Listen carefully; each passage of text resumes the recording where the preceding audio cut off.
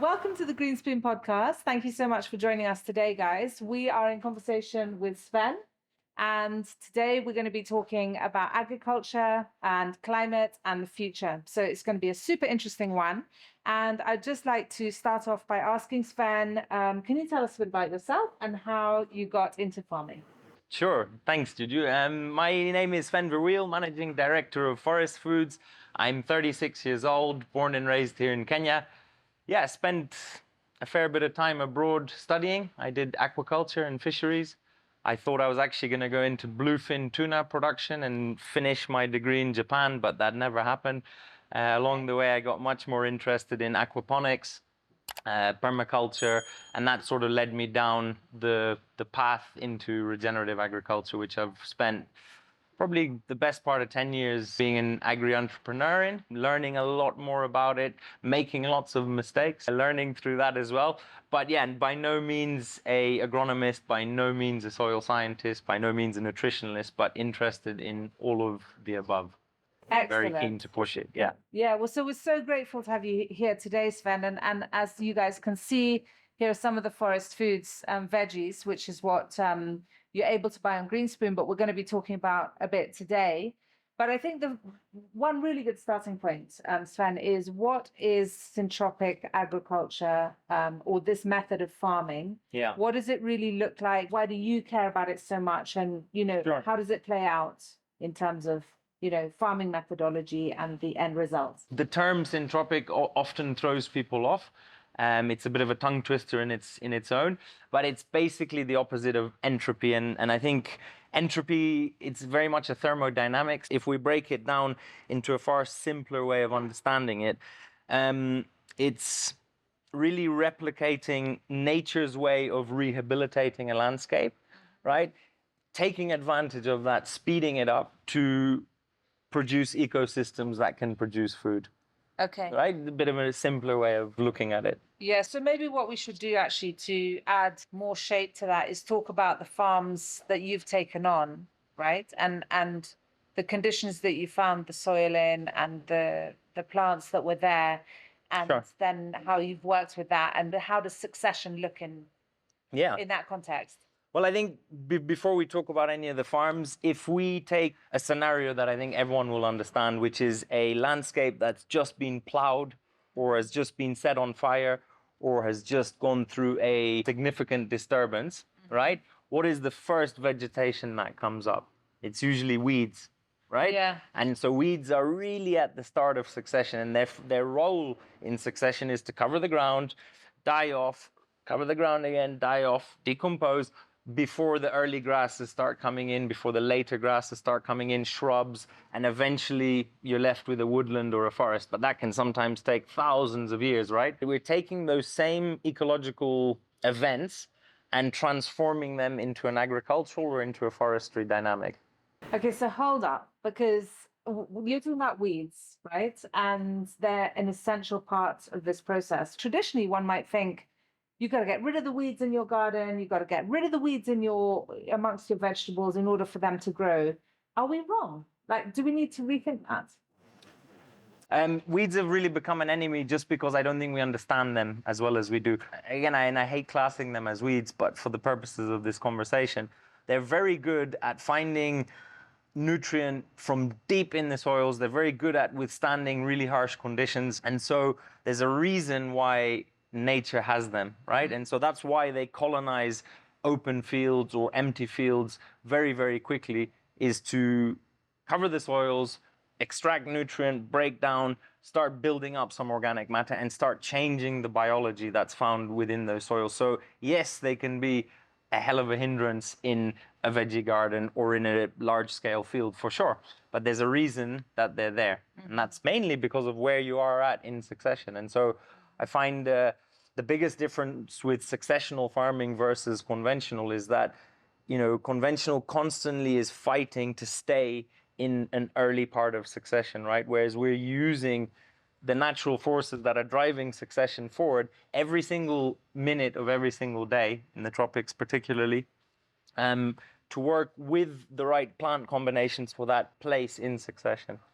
So I just thought it was important to explain the whole successional approach, because that ultimately is the theory behind syntropic agroforestry, right? Yeah, And it's why you start with, your early annual crops and eventually end up with perennials and woody timbers and Okay. things like that. Okay, so now maybe we talk about, like, to describe to us how different a farm looks when you're farming in a syntropic agroforestry way versus conventional. Well, I think a lot of conventional farms that focus on annual crops will only ever stay in that phase of succession, whereas a syntropic farm, depending on how old it is or where it is, will always go through transformations, right? If you're farming arable crops, you're kind of always going to stay in an arable crop environment. If you're a vegetable farmer, you're always going to be growing vegetables. If you're a coffee farmer or a fruit tree farmer, you're always going to be farming fruit trees. So you're always in one stage of succession, never in multiple ones. Yeah. And I think that's the beauty of, or one of the many beauties why I care about it so much, is it's so dynamic and it's always changing. And you're always in a different phase of cropping, right? So always learning. And it's really a life processes driven agriculture versus an input driven agriculture. It Yeah. relies on life processes. The Under the soil natural and above. life of the plants, of the soil, of the trees, of the weeds, of everything. Correct, and it's much more of an understanding of ecology, right? And so it's much more of an ecological approach. But I just wanted to mention that rooted plants, as far as we know, have been around for about 400 million years. So they've had 400 million years of evolutionary R&D with the biology found in the soils to figure out how to do what they do, right? And then we come in about a century of knowledge with industrial agriculture, thinking we've got more R&D than 400 million years. I don't know. This is where it becomes interesting, Yeah, I think it becomes really interesting. And I read this book, The Secret Life of Trees. You read it, and surely there's so much about nature that we absolutely don't understand yet. Yeah. And the way that we've gone about agriculture. Yes, I know we need to feed the world, right? But perhaps there are things that we're missing, and I think that's what's really interesting about what you're doing, and the methods that you're using for farming. But one of the other questions that I would love to get into is, like, thinking about nutrient density, right? Which is something that's come up in the last few conversations that I've had. Yeah. Is you can look at a radish like this, Yeah. right? And you can buy a radish from Forest Foods, and you can buy a radish from maybe a conventional farmer. And is there a difference in the nutrient density? And if so, how do we know that? Yeah. And then how do we make better choices if we're the ones shopping? Again, not an easy, straightforward way to answer it. Also because a lot of the data and research on nutrient density is also quite in its infancy still, right? But again, if we look at the straight up physiology of a plant, right? A plant takes sunlight, CO2 from the atmosphere, and then converts it into lots of different types of materials, sugars, proteins, hormones, there's lots more, and then exchanges it with the biology in the soil for plant available nutrients, right? So first of all, we need to understand that if we're farming in soils versus in substrates, like with hydroponics and stuff, there's essential nutrients that a plant requires, and then there's nutrients called phytochemicals that we don't really study much, or we don't really give credit to, that have nothing to do with the requirements for the plant, but have to do with the immunity or the immune system boosting effects it has on humans, right? And so I think it's important to define a few things here. We need to define what nutrient density means. We need to define what calorific values mean, right? Because often in conventional large-scale industrial ag, we're focused on calorific value, which often has very little nutrient density, but it feeds the world, or so they say, right? Yeah. And so I think beyond all of that, the main difference that science has dictated so far between nutrient density and plants that are just not nutrient dense, right, is very much got to do with the agricultural practices, whether they're using a lot of the nasty chemicals or not, or whether they're using a lot of the synthetic ferts or not. So, Sven, one of the people that I love following, and I talk about quite a lot on socials and in this podcast, is Tim Spector. So he talks about getting 30 different plant products into your system every week for a really healthy gut biome, gut microbiome. Yeah. And so how do you look at this in terms of how you're farming and the products that you're farming and the nutrient density of those veggies? Fruits and veggies. The human gut evolved over however many thousands of years with the plants and animals we ate, right? And so our gut biome is based on that diversity in our diets over all those years. We've clearly lost a lot of the nutrient density in our foods over the last 50, 60, 70 years, and that's largely because the agricultural practices have largely been focused on increasing yield, improving pest resistance, etc., rather than retaining nutrient density. So this hybridization that's gone on over the years hasn't been focused on nutrient density, right? Yeah. But it does, our health starts in our gut. And if we don't replenish that health, or if we damage it often, we don't have it anymore. So we have to rebuild it. Now, if we can all agree that we evolved like that, then surely we can also agree that the only way to replenish it is to have the crops, not just the veggies, not just the fruits, all the staples, all the grains, all the perennials, however you like to look at it, grown in soils that are also diverse. Right? Because if we don't have that diversity in the soils and we don't have the diversity in our diet, then how can we replenish the diversity in our gut? Yeah, so that's also really interesting because it kind of is a parallel with the whole idea of syntropic agroforestry that, you know, even if you find a piece of ground that's been through some form of like real damage, right, that you then look at a form of succession to replenish that soil, and there's weeds and whatever, but the whole idea is that you're farming all these different vegetables together or plants together with the trees, right? So it's the same sort of idea with your gut microbiome, that if you get enough diversity in there with the nutrient density that your body needs to power itself up, then you're going to have a healthy gut microbiome, and you don't need to do it through supplements and medicine. Basically. Correct. Like food is medicine. Correct. And I think this will bring in the part about, you know, using a microscope to look at what we've got in our soils, because ultimately, if we have the soil food web present in our soils, we also have them present in the plants, right? I think that's very important to understand, is that the same biology that's interacting with your plants underneath the soil is also on, like above ground on your plants, protecting the plant. A sick plant is only sick when it doesn't get what it needs or when it doesn't have an immune system. And it's the biology that gives the plant the immune system, right? And so if we look at what happens throughout succession, you know, we very much start with very different biology in the beginning versus in the end, right? And so back to the the microscope side of things, what we do understand now is how to create some of that biology quicker, right? Through making really, really sophisticated compost teas and compost extracts, we can decide what we feed our soils. That's what I find the most interesting aspect, is marrying this soil microbiology and microscopy with the syntropic agroforestry and really proving it through the use of a microscope. I've got plenty of footage I can share with you of some of the biology in our soils, but also some of the biology we're adding to the soils through our compost extractions and our compost teas. Okay, amazing. Right? And is that also how you measure carbon sequestration? So carbon's a big one, because it's probably the most underlooked nutrient for the soils and for the plants, right? And everyone talks about carbon as in a form of carbon sequestration, but not per se in a form of liquid carbon stored in the soils, which is, plants are the only things that can do that.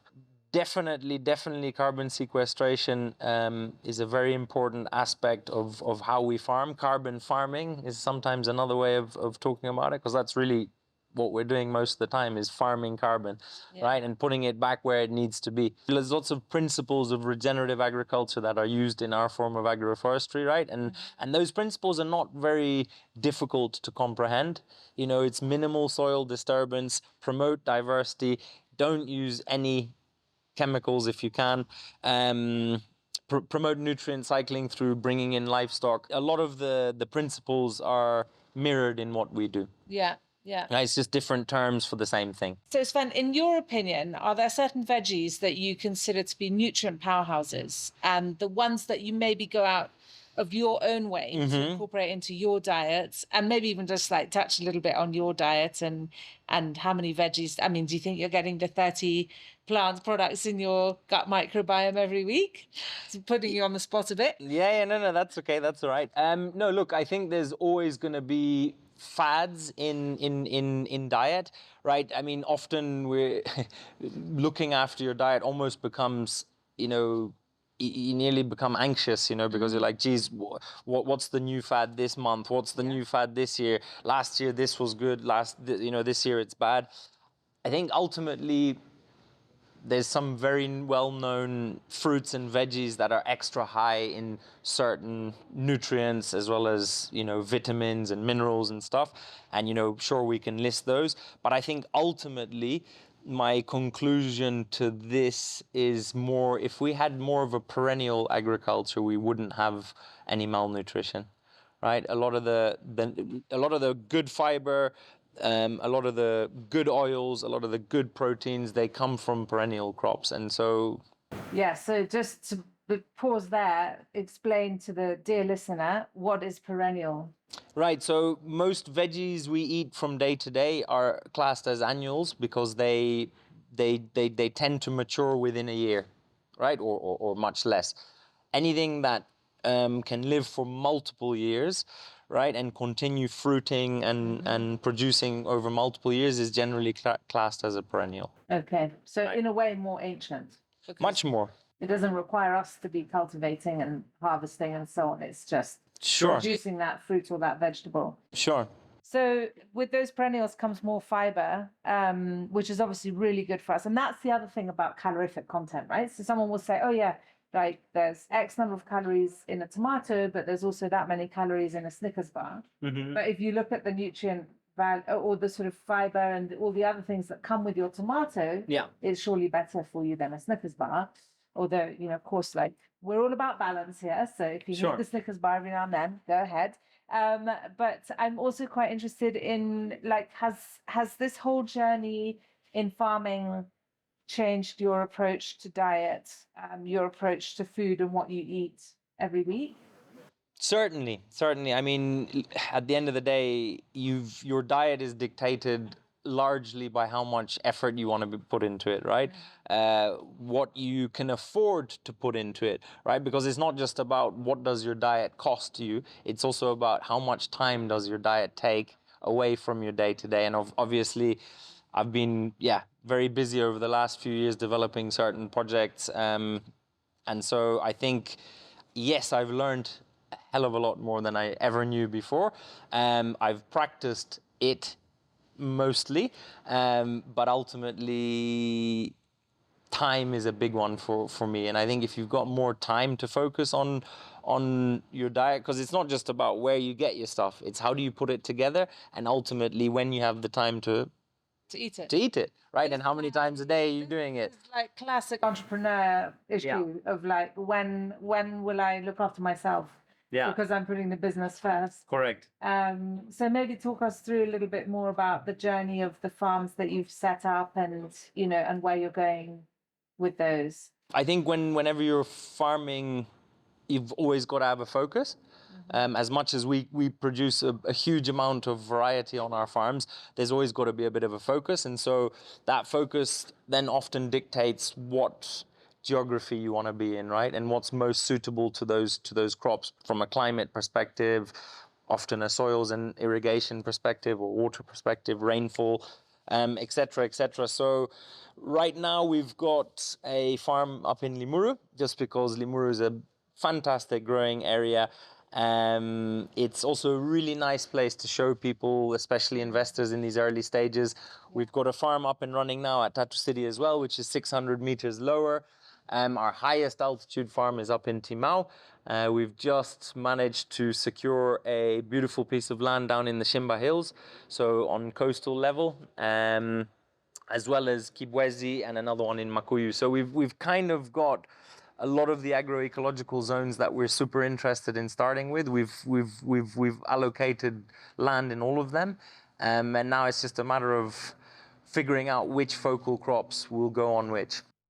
That's amazing, Sven, and congratulations, because I remember speaking to you in the really, really early stage where you were like, we need 5, if I'm right, it might be 6 or so, but different ecological zones. So, you know, obviously at the coast, in the Shimba Hills, you're going to get this tropical, humid, very warm temperatures, etc. Yeah. And then all the way up to Timau, where it's almost freezing at night. Yeah. So, you know, it's so amazing to hear you talk about this, because it brings home the reality of what farming plants in their natural habitats requires. Right? So we try, if we say, yeah, let's do some vanilla in Timau, it's not going to work, right? And so this is so interesting to have that kind of connection back to food and soil and the whole kind of environmental setup, and understanding all of that. I think is really paramount to how we look at food. Correct. And how we look at like the process of creating food. And so, yeah, like, bravo, it's absolutely amazing. And so at this point, you're growing in Limuru, Tatu City, and Timau, and the others are coming up, right? You've got these other areas that you've secured, which is really, really exciting. So what's your plan there? Yeah, so again, we're going to use strictly agroforestry as production. We're not interested in doing anything else at this stage, but specialize in various crops in each of those. So yeah, you mentioned vanilla and cacao at the coast, as well as some of the Indian Ocean spices. Coffee and macadamia is a really good combo for us as well. Cool. Produce really specialist coffee. Obviously, huge amount of amazing horticultural crops that we can get out of some of these farms too, especially once we go down in altitude. You know, really become a powerhouse in cherry tomatoes and a lot of the brassicas, a lot of the tropical fruits as well. You know, the citrus varieties, the pomegranates. Nuts, cashews, really keen on pushing that hard at the coast as well. But all this diversity and all these farms mean investment. You know, without investment, none of this is possible. And obviously, because we have a mid to long-term approach with, you know, these are long-term production systems, most investors in the space right now are looking at short, like quick gains, short payback periods. But yeah, it is really important to unlock both international as well as local investment opportunities. And I think the current investment strategy we've got is very, very important, because I think it allows a huge amount of Kenyans to invest as well, with a minimum ticket size of about $1,000. So that this is a very interesting space for us to be in, to be able to attract investment from the common man rather than those elite investment profiles that we're so used to seeing across the world, you know? Yeah, so big institutions, like bring it back to the more of a grassroots level, you know? Yeah. That's really exciting. And it must be the first time this has been done. I've never ever heard of a sort of structure like this. Well, I mean, the crowdfunding's been around for a while, and I'm not saying this is the same as crowdfunding. It's got similar attributes, but yeah, it just allows more of the common person to put their money into something meaningful. Yeah, it's awesome. And I think that actually just segues really nicely into my next question, which is something that I hear, right? So, you know, I will hear people saying, well, I love the idea of organic food. I love the idea of syntropic agroforestry. I love the idea of regenerative farming. Yeah. But it's really for the wealthy, because, you know, it's sort of like this. These are all new terms. Right.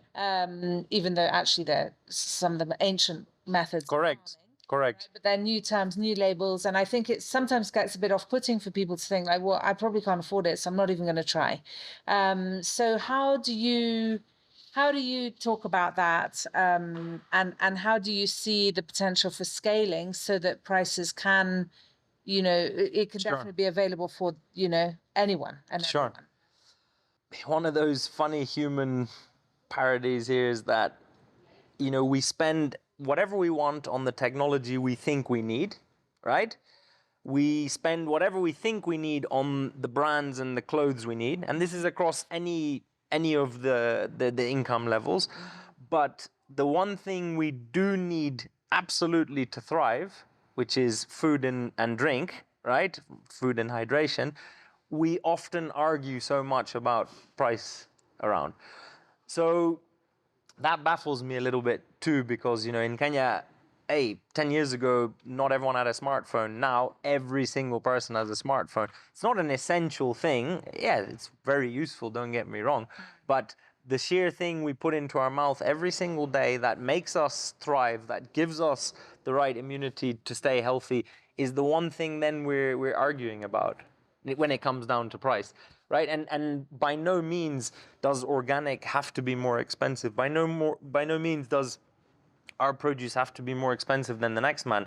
In fact, if you look at it in terms of what are the production costs, they're probably lower, right? But at the end of the day, scaling is a large thing to do with it, right? If most crops are grown conventionally and conventionally priced, right, then obviously the non-conventional, however you want to label those, are going to be niche because their volumes aren't the same, Yeah. right? Now, we're not focusing per se only on a superior quality, right, from a nutrient density perspective, from a no use of this perspective, but ultimately, are you going to buy 3 kilos of something that's going to give you the same nutritional quality as something that a kilo could do?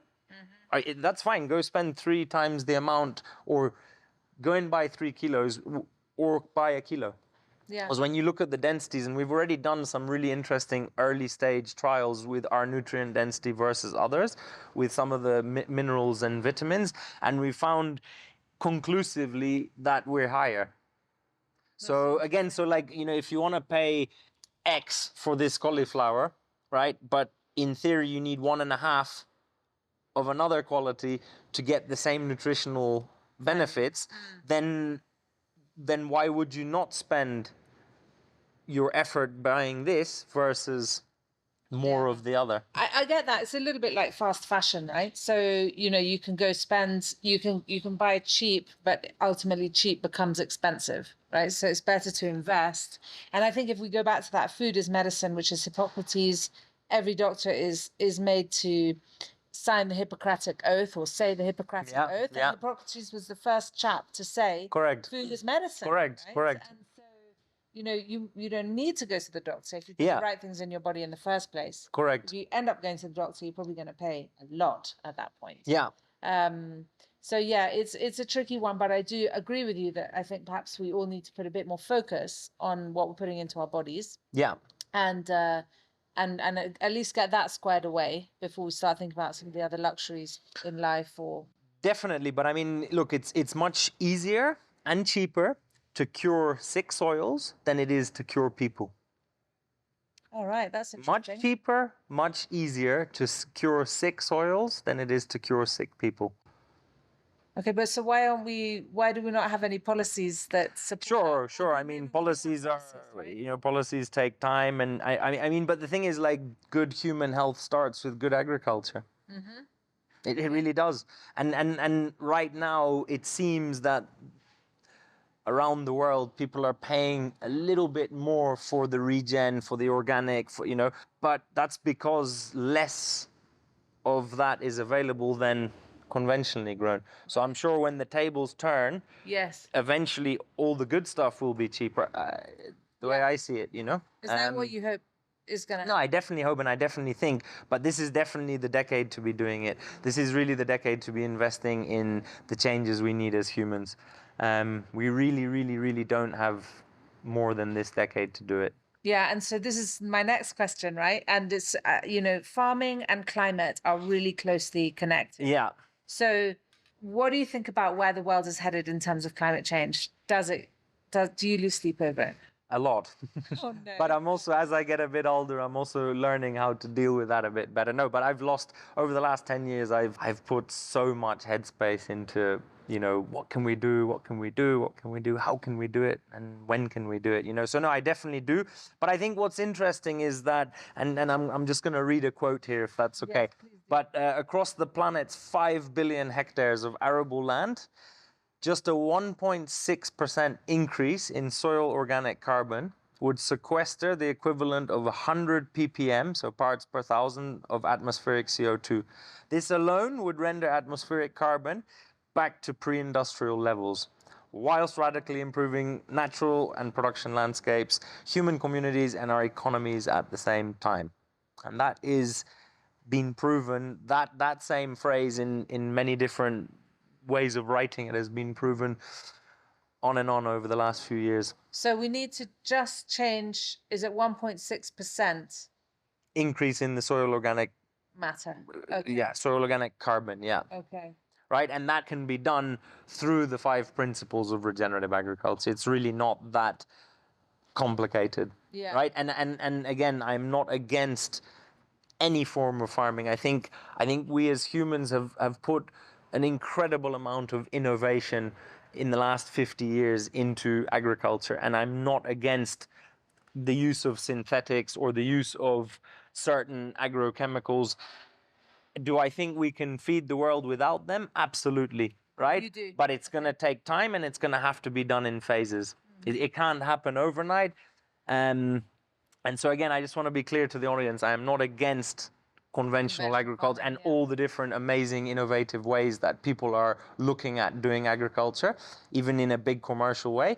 But I do think we can collectively do a hell of a lot better. Okay, Sven, so what would happen if we flip it all around and we're talking now about if we carry on farming conventionally with loads of chemicals, potentially depleting our soils, maybe ending up growing stuff in labs? Like, is that also a scenario where our food security is really threatened?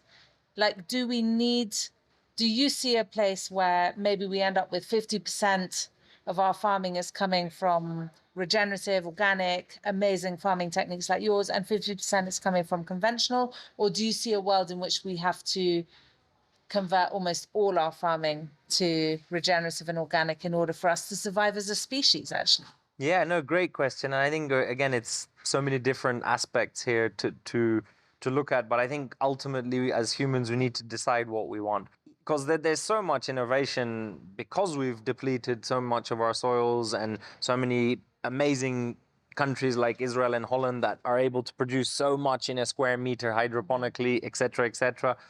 But we've also starting to grow stuff in labs now, which, what do we want? Like, we historically, as an agrarian society, we came from the land and we worked with the land to get to where we are, right? We already produce enough food to feed the world easily. It's just, it doesn't always get to us, right? And a lot of it's thrown away. But I think, what do we want? If the majority of us want to eat from a laboratory and to eat only from greenhouses and hydroponics, hey, or big industrial agriculture and eating empty calories, then that's where we're going to go. But if more of us want to be connected to the soils that we really came from, then, I don't see any reason why we can't grow all of our food regeneratively. Like I say, it's not going to happen overnight. It's going to take policy, lots and lots of change, lots and lots of finance, and people to make it happen.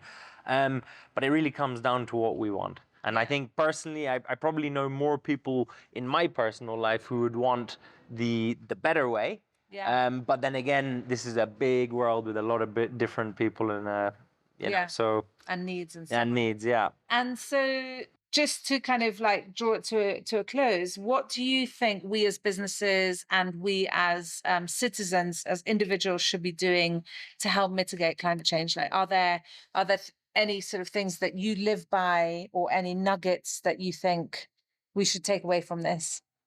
Yeah, I mean, look, I guess I'll focus on food production systems, not any of the other problems we have in this world, like waste and stuff. But I think we need to stop, first of all, treating food like it's only a commodity. We need to start treating it again like we've always treated it historically, where it might not be available all the time, and where we respect seasonality, and where we respect the people producing the food for us more, right? Rather than think, oh, it's just going to end up on a shelf in the supermarket, or it's just going to end up on my doorstep, or it's always going to be available, right? I think we've become extremely spoiled, and we, need to think a bit more local again and a bit more circular. Right? Because we've clearly proven to ourselves that having absolutely everything available to us all the time isn't really promoting any sort of long-lasting solutions, is it? So I think, circularity and, respect what you put in your body, right? If a meal tastes identical every single day, hey, you got to ask yourself, there's something wrong here, like let's accept seasonality. Let's promote and support the people who are having a positive footprint rather than a negative one. Now, I know not everyone in this world has the ability to do that all the time, but we can certainly contribute, I think. Great, Sven. Thank you so much. And as I often say, every shilling you spend is a vote for the kind of world you want in the future. Correct. And I think there's nothing truer than when it comes to food, and we're feeding ourselves once, twice, 3 times a day. Every day. Every day, exactly, to really slam that home. But Sven, I want to say a huge thank you for being on the podcast. Pleasure, this has been super interesting. A bit of philosophy mixed in with the farming, and wish you all the best of luck with the next phase of Forest Foods. Thank you. Well, we appreciate your support as always, and we continue. Cool. Thanks, too. Bye. Thanks so much for listening. And if you've been inspired by this episode, please spread the love. Click on the share button and send it on WhatsApp to a friend you know would enjoy it too. Or do all the usual sharing and liking on social media. It makes a massive difference to us, and we're super grateful.